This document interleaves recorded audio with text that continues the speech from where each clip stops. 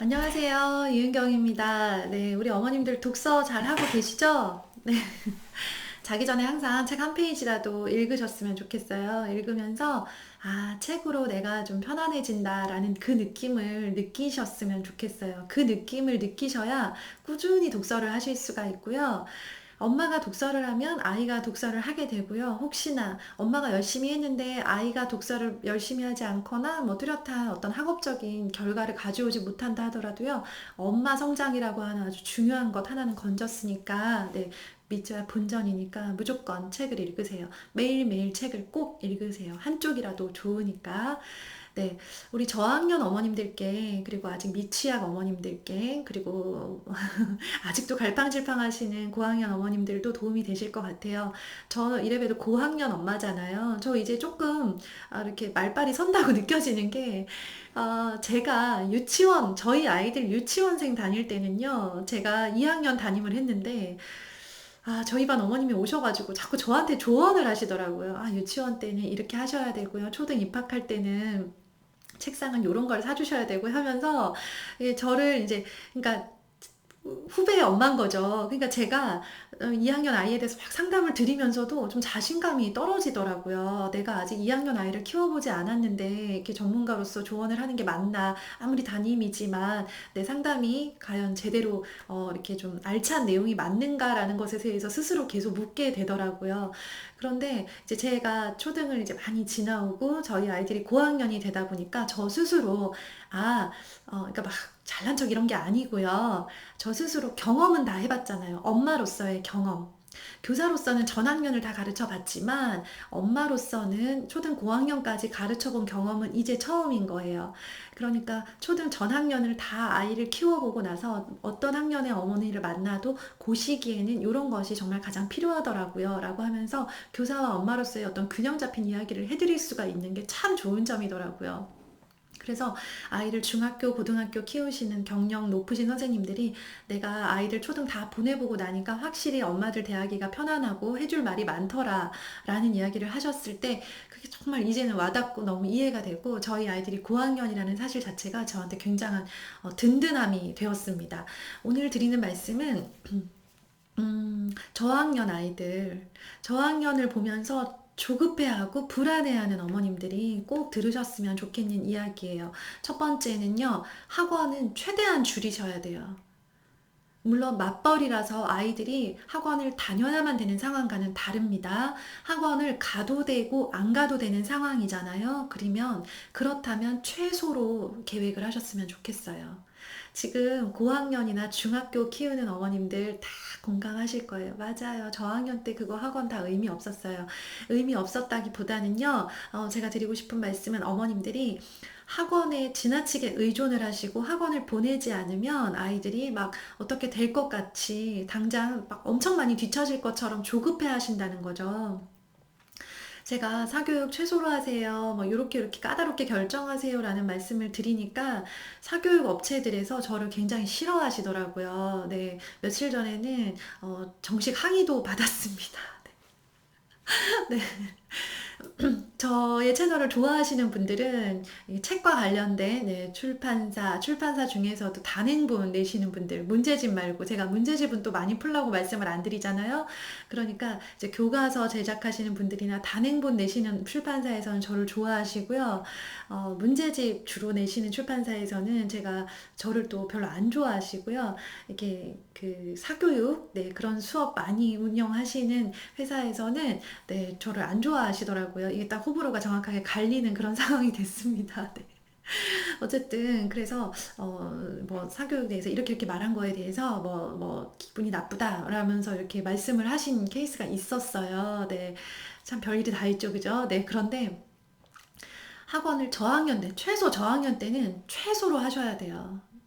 네. 미취학? 안 가도 돼요. 보내지 마세요, 제발. 아이가요, 막 거기 가고 싶어서 몸살이 나서 막 맨날 온다. 그러면 보내세요. 근데 왜 아무 생각 없는, 네, 학원에 대해서는 한 번도 결정권을 가져보진 않은 아이를 그냥 계속 학원으로 떠밀지 마시라는 거예요. 최대한 엄마랑 더 많은 시간을 보내고 더 많은 대화를 해야 돼요. 왜냐하면 아이를 파악해야 되거든요. 아이랑 친해져야 되고요. 아이를 파악하셔야 돼요. 그래서 고학년 때 속도를 내셔야 되는 거예요.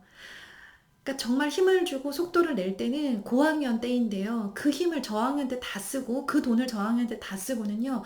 고학년이 돼서 애들은 이제 학원이 너무너무 싫고 너덜너덜해져 있고 엄마는 저학년 때 돈을 너무 많이 써서 이제 고학년이 돼서 아이를 제대로 시켜보려고 하는데 부담이 되는 거예요. 이제까지 쓴 돈을 생각하니까 자꾸 한숨이 나고 아이는 왜 그렇잖아요. 쓴 돈에 비례해서 화가 나잖아요. 저학년 때 돈을 너무 많이 썼어요. 시간을 너무 많이 쓰고 나니까 아이한테 남는 건 없는 것 같고, 네, 화가 자꾸 납니다. 너한테 쓴 돈이 얼만데? 라는 말이 절로 나오죠. 그럴 시간과 그럴 돈으로 아이를 파악하는 일에 쓰셨으면 좋겠어요. 네, 그리고 고학년, 중학교, 고등학교 때 쓸 돈을 모아 놓으셨으면 좋겠고요. 그래서 저학년 어머님들 붙잡고 진짜 정말 제가 간절하게 드리는 말씀, 네, 학원부터 알아보실 때가 아니에요. 학원 말고도요, 아이한테 필요한 게 너무 많죠, 그죠? 네, 초등 6년 내내는 독서면 충분하다는 말이 있는데요. 제 생각은 고학년 때는 독서가 충분하진 않은 것 같아요. 독서 말고도 해줘야 될 공부들이 있고요. 적어도 저학년 시기에는요, 독서 하나면 정말 모든 사교육이 끝난다라고 생각할 만큼 독서 시간은 굉장히 많이 확보되어야 되고요. 독서를 안 하면서 하고 있는 모든 사교육은 아무것도 의미가 없습니다. 다만 피아노나 태권도 같은 예체능 과목들은요, 아이 건강과 인성을 위해서는 동반되어야 되겠죠. 그러니까 공부를 위한 학원, 뭐 2학년인데 대형 어학원에 등록을 하고 거기에서 막 문제집을 풀면서 레벨을 올려가고 이게 큰 의미가 없는 시기라는 거예요. 독서가 동반되지 않는 그런 레벨 테스트를 통한 문제집을 풀기, 문제집 풀기를 통한 그런 레벨업은요, 큰 의미가 없습니다. 저학년 시기예요. 그러면서 아이가 공부를 너무 많이 해서 지긋지긋하고 너덜너덜해지면 안 되는 시기가 저학년이에요. 네. 7살인데 벌써 애가 공부가 너무 싫고 공부를 왜 이렇게 많이 해? 라고 느껴지게 만들면 안 되는 시기가 바로 저학년입니다. 왜냐하면 네, 고학년이 되고 중학생이 되면요. 정말 너덜너덜해지게 이제 공부를 하게 되겠죠. 그쵸? 시키실 거잖아요. 저 시킬 거거든요. 지금 저희 6학년 아이 공부하는 그 아이가요. 개인적으로 온라인 수업 다 제외하고 혼자서 매일매일 하기로 한 공부를 하는 시간이요. 3시간이 훌쩍 넘어가요. 온라인 수업을 한 서너 시간 듣고 과제를 하죠. 그게 정도 걸리고요. 점심을 먹고 나면요. 오후 거의 내내 4, 5시까지 개인 공부를 합니다. 굉장하죠? 그 힘이 어디서 나올까요? 저학년 때 엄청 놀았거든요. 저학년 때 놀았다고 다 이렇게 되는 건 아니에요. 그런데 얘가 저학년 때부터 제가 계속 학원을 보내고 문제집을 계속 풀리고 학원 숙제를 막 시달리게 만들었다면 이렇게는 안 됐을 것 같아요. 자기도 인정하거든요. 자기 저학년 때 놀았던 거, 공부 많이 안 했고 친구들에 비해서 학원 많이 안 가서 자기가 상대적으로 놀이터 지킴이었고 굉장히 편안하게 학교를 다녔던 걸 자기도 인정해요. 하면서 이제는 할 때다라는 거에 대해서 본인이 동의를 한 거예요. 이제는 해야 실력이 는다. 그리고 할 수 있는 시기고 이제는 좀 정신을 차려야 되겠다라는 거를 본인도 인정을 하는 시기인 거죠. 그거에 대해서 서로 대화를 통해서 협의를 봤어요. 그래서 할래 어쩔래 네 그렇게 해서 조근조근 또 해가지고 결국에는 네그 하루에 해야 될 과제를 쫙 적어놓고 그거를 이제 체크하면서 하는 걸로 도달한 거죠. 거기까지 간 거죠. 그러면서 이제 그 공부하는 모든 과정에 대해서는 제가 체크하지 않아요. 제가 터치하지 않아요. 했어? 다 했지? 끝났지? 요 정도예요. 이렇게 되기 위해서 네, 저학년 때는요. 이거 끝나면 이거 하고 이거 끝나면 이거 하고 이렇게 막 정말 아이를 정말 지치고 지겹게 만드는 그런 과도한 스케줄은 지양해 주세요. 참으셔야 돼요. 네. 정말 친정언니 같은 마음으로 드리는 말씀이에요. 아이 그렇게 저학년 때 막 후달겨가지고, 네, 그렇게 한다고, 네, 고학년 되면 더 많이 공부하겠지라고 생각하시면 안 돼요. 교실에서 본 아이들이 정말 그랬어요. 제가 교실에서 봤기 때문에 이런 결정을 내린 거고, 이런 루트로 가고 있는 거예요. 저학년 때 죽어라 책만 보던 아이들이요. 이제 그걸 바탕으로 발달한 뇌의 기능이 발달을 했죠. 책을 많이 읽었으니까. 그걸 가지고 이제 고학년이 돼서 자기가 공부를 해야겠다라고 뜻을 정하면 그때 공부의 속도가 막 나더라고요. 저학년 때 막 문제집을 푸는데 문제집이 막 3권, 4권 돼요. 심지어 그 봄, 여름, 가을, 겨울 통합교과도 문제집을 푸는 친구들이 있던데 그 문제집을 막 100점 쫙쫙쫙 맞아요. 집에서 맨날 문제집 푼대요.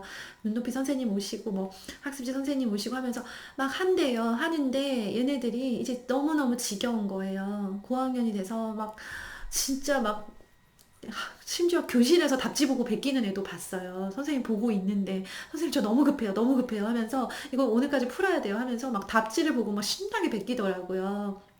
그렇게 되는 거 원치 않으시죠? 그쵸? 네, 저는 그걸 봤어요. 그런 모습을 보고는, 아, 저학년 때 달리면 안 된다, 힘 빼야 된다, 라는 걸 정말 마음에 새겼고요. 그리고, 네, 속도를 점점점, 힘을 점점점 주기 시작해서 지금 6학년 아이한테는 정말 제대로 힘을 주고 있는 상태입니다. 그렇게 전략적으로 가셔야 돼요. 알겠죠? 지금 힘을 빼는 게 뭐 대단한 후퇴가 아니에요. 이게 굉장히 탁월한 전략이라는 거죠. 그걸 꼭 생각을 하셔야 돼요. 그리고요, 이건 정말 개인적인 의견인데요. 이건 참고를 안 하셨으면 좋겠지만, 제가 그냥 생각하는 거. 아, 정말 편하고 친한, 내 친정 동생이라면 내가 저학년 때 어떻게 해야 돼? 라고 묻는다면 이 말은 꼭 해줄 것 같아서 논란의 여지는 있지만, 그냥 제가 솔직하게 드리고 싶은 말씀은 아이 저학년 때 성적을 가지고 저학년 때 아이의 모습을 가지고 학군을 쉽게 결정하지 마시라는 거예요. 네, 물론 이미 초등학군이 결정되어 있고 초등에서 이렇게 고등까지 바라보고 일찍 결정을 하시는 분들이 계시는데요. 저는 네, 그런 이제 제가 생각하는 학군은 중학교부터라고 저는 생각을 하거든요. 그래서 저 역시 내년에 이제 중학교 갈 아이 때문에 중학교를 어디에서 보내면 좋을까, 어느 중학교, 그다음에 그 중학교 이후에 고등학교까지 연결해서 생각을 해야 되니까 어디쯤에다가 내 아이 중학교를 결정을 하는 게 좋을까라는 생각을 계속해요. 검색도 하고 뭐 부동산에 전화도 해보고 하면서 이렇게 하나하나 좀 알아보고 있는 중인데요. 저학년 때 아이가 뭐 굉장히 높거나 낮은 성적을 보인다고 해서 그걸 바탕으로 해서 쉽게 학교를 옮겨버리거나 이사를 결정을 해서 여기서부터 지금부터 달리자라고 하지 않으셨으면 좋겠어요. 아이를 키워보신 분들의 이야기를 저는 많이 들으려고 노력을 하고 찾아볼 때도 항상 그런 식으로 이미 중고등학교 지나신 분들, 대학교를 보내보신 분들의 이야기를 좀 귀담아 듣는 편인데요. 그분들이 입 모아서 하시는 말씀, 네, 초등 고학년 성적으로 중학교 학군을 결정을 해라. 라는 말씀을 하시더라고요. 저는 그 말씀에 굉장히 많이 동의를 했고요. 고학년의 아이 상태를 봐가면서 얘의 성향과 상태, 그리고 이제 어느 정도 할 수 있다면 어느 정도 치고 나갈 수 있는가 최고의 목표를 한번 생각을 해보는 거죠.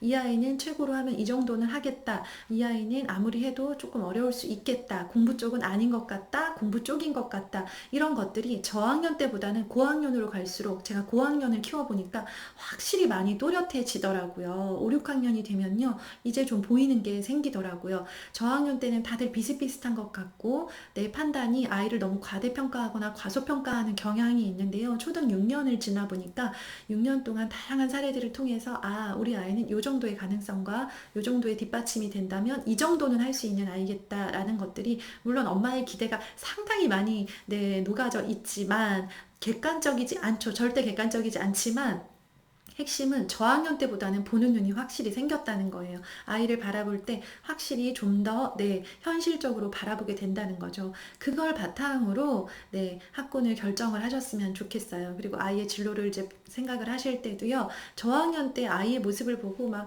이랬다 저랬다 막 이렇게 하지 마시고요. 그때는 그냥 아이가 성취감을 가지고 꾸준하게 가는 것만 생각을 하신 상태에서 아이가 너무 지겹지 않게 공부 습관만 잡아주는 상태에서 가다가 5학년 6학년 아이마다 시기가 다를 텐데요. 속도를 팍 낼 수 있는 그 시기가 올 때 그때 정말 아이에게 힘을 더해 주시고 돈을 더해 주시고 수업을 더해 주시고 학군을 더해 주셔서 확 이렇게 꽃을 피울 수 있도록 저학년 때는 준비하는 시기라고 생각을 하세요. 저학년 때 어떤 것도 결정되지 않습니다. 절대. 네.